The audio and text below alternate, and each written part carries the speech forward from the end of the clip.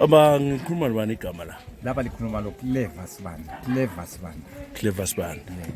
Yes, Sbanda ngihlane lawo lapha kuphila njani kule ikhaya la?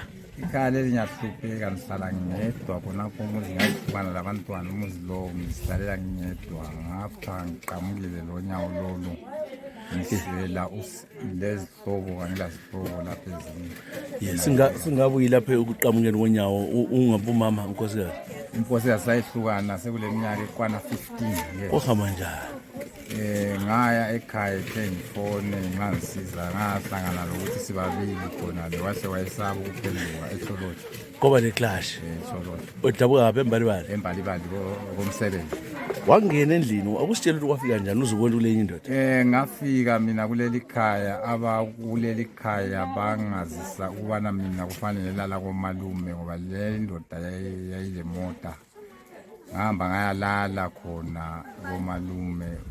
Umfazi wasesiya ke church 12 apostoli lapho wahlangana khona labakithi esigabeni yikho wamenza wayesaba lokuba lehloni elalo muntu wayelaye kulelo bani wayengakwazi ukuthi kulaba kwalesi sigaba abathekelele ichurch ye12 apostoli.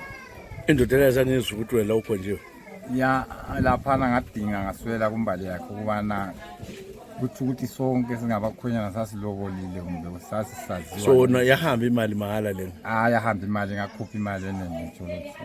Ngicabanga ngilobola umfazi kanti ngilobola abantwana. Abantwana ke basebengazisa ukubana abantwana bathatha sebele 18 years.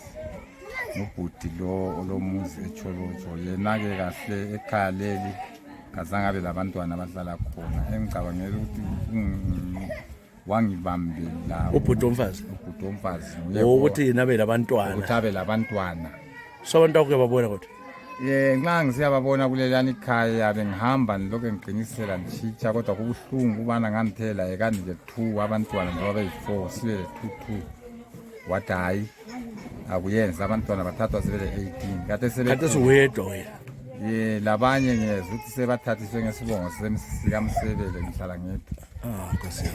Abantwana laba abanye abayi2 kuthiwa sebahambise egoli yena ubhuti lo kodwa kangazisana.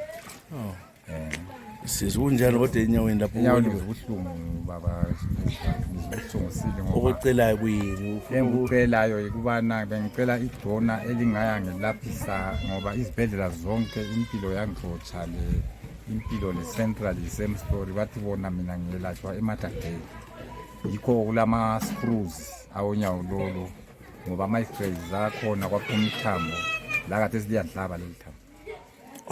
Angelachwanga ubuhlungu obunzima ngoNovember lokho embopha ngalibopha luyavuka ngimile so lubanjwe icramp lo awusebenzi lamaphilizi angikhona bengizizama ukuzithengela ibox la ngikhona li$10 elilwe lihamba emathanjeni amaphilizi amathambo lo sebenza umsebenzi hayi akasebenzi ngihlezi so ufuna usizo ngabo khona ngicela usizo ezimbabweni ngathola ongangizwela angikhuphe ubuhlungu.